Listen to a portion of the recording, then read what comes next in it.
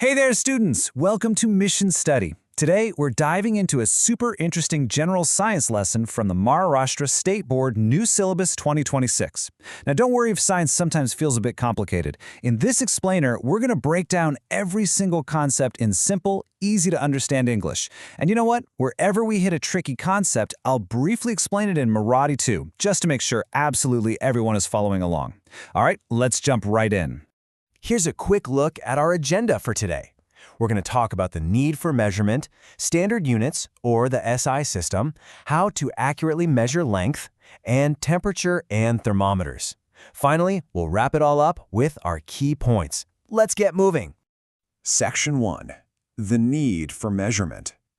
So we actually use measurement in our daily lives all the time, often without even realizing we're doing it. Stop and think about this for a second. Who is measuring what around you? When the milkman fills his cup, exactly what is being measured? Or what is a cloth seller measuring with his tape before he cuts a piece of fabric? Or think about a doctor checking you when you feel sick. What exactly are they measuring? These are all real, everyday applications of measurement. And this brings us to a really fun story that shows exactly why we have to be careful with how we measure things. Picture this. Two friends are playing a game of gilli danda. They needed to measure the distance from the stumps to the bowling point, and they agreed on 15 steps using their sticks. But here's the catch. One friend had a slightly shorter stick, and the other had a longer one. So even though they both carefully measured out exactly 15 steps, their final distances were completely different. No way, right? Why did this big confusion happen? Well, the confusion happened because they used non-standard measurement. Back in the day, people used body parts to measure things, like a finger width, a hand span, or a footstep. But since everyone's body is a different size, the measurements were always totally different. To fix this, we need standard measurement. This simply means everyone uses a fixed unit, so the measurement stays exactly the same no matter who is doing the measuring. In Marathi, non-standard measurement म्हणजे अप्रमाणित मापन and standard measurement म्हणजे प्रमाणित मापन, जे सगळ्यांसाठी सारखंच असतात. Section 2. Standard units and the SI system. Okay, so to avoid that gilli danda confusion in serious things like international trade, scientists got together and created a uniform system for everyone on Earth. We call this the International System of Units, or SI units. For measuring length or distance, the standard unit is the meter, represented by a lowercase m. For mass, it's the kilogram, or kg, and for time, we use the second, or s. Oh, and a quick math reminder. If you take 1 meter of distance and divide it into 100 equal parts, each of those parts is a centimeter. So 1 meter equals exactly 100 centimeters. Now, whenever you're measuring distance, you absolutely need a reference point. This is basically a fixed object or a specific spot from which a distance is measured. Think about a game of Coco. That first fixed pole serves as the reference point for measuring the distance to the second pole. Or think of those milestones you see on a highway that tell you how far away the next big town is. In Marathi, reference point म्हणजे संदर्भ बिंदू, एक निश्चित ठिकाण जिथून अंतर मोजला जाता. Section 3. Accurate measurement of length. Now, knowing the units is great, but we also need the right tools to measure accurately in the real world. If you want to measure the height of a door, a simple meter scale works perfectly. But what if you're measuring something curved, like around a large jar? A straight scale won't work, so we use a flexible tailor's tape. And it gets even more intense in factories. People building complex machinery need extreme accuracy. We're talking much smaller than a single millimeter. For that kind of work, they use precision instruments like the vernier caliper and the screw gauge. For everyday things in the classroom, though, a regular ruler is all you need. But you've got to use it correctly. First, make sure the object is in direct contact with the ruler.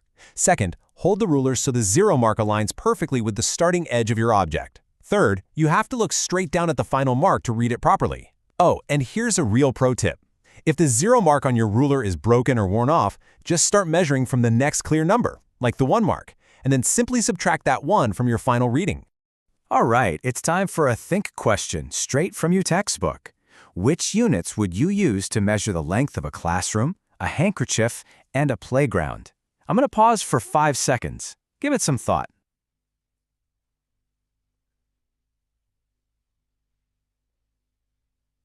Okay, let's see how you did. For a classroom, you'd use meters. For a much smaller item, like a handkerchief, centimeters are perfect. And for a massive playground, you definitely use meters, or maybe even kilometers if it's a really huge distance. Section 4. Temperature and thermometers. We've all felt feverish at some point, right? Usually, someone touches your forehead to see if you feel warm. But is human touch actually a reliable way to measure? Let's look at this really cool try this experiment. Imagine you have 3 jars. Jar A has hot water, Jar B has cold water, and Jar C has room temperature water.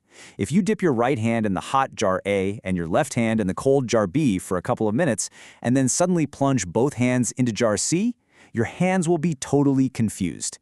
That exact same water in Jar C will feel cold to your right hand, but hot to your left hand. This totally proves that human touch is just a relative sensation. It is not a scientifically accurate measurement. So, because we literally can't trust our own sense of touch, we need a way to actually measure temperature. Temperature is the accurate measurement of exactly how hot or cold something is. The standard units we use for this are Celsius, Fahrenheit, or Kelvin. In Marathi, temperature म्हणजे तापमान, एखाद्या वस्तूची उष्णता किंवा थिंगारपणा मोजण्याचे प्रमाण. To measure temperature, we use a handy device called a thermometer. We've got 2 main types here. First is a clinical thermometer, which doctors use to measure human body temperature.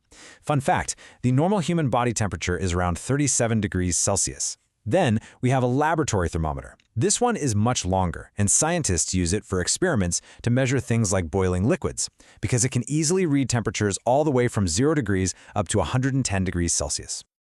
Nowadays, you've probably noticed that we mostly use digital clinical thermometers at home. They're super easy, but here's how you use one correctly and safely. First, always wash your hands thoroughly. Second, press the reset button. Third, place the tip of the thermometer in the armpit so it's securely touching the skin. And finally, just wait until you hear that clear beep sound. Then take it out and check the reading. But wait, we also have this modern marvel known as the infrared thermometer. These things are incredible because they can measure a person's body temperature super quickly from a short distance without ever actually touching their skin. They use infrared rays to pull this off. You probably remember seeing these everywhere at malls, schools, and airports during the COVID-19 pandemic. They were a total game changer for safely checking massive crowds for fevers. Speaking of amazing scientific tools, have you ever heard of Anna Mani? She is famously known as the Weather Woman of India. She was a brilliant scientist who designed numerous instruments that are absolutely vital for weather forecasting today. For example, she worked on the radiosonde, a device that measures atmospheric pressure and temperature way up high in the sky. Thanks to her incredible, pioneering research at the India Meteorological Department, India actually started making these complex instruments ourselves, instead of having to depend on other countries. Section 5. Key points in quick revision. Okay, we have covered some really fantastic material today. Let's lock in this knowledge with a quick review. Here are the most crucial points you need to remember. Accurate measurement always requires suitable tools and standard units. The standard SI unit of length is the meter. Don't forget your math. 1 kilometer equals 1,000 meters, and 1 meter equals 100 centimeters.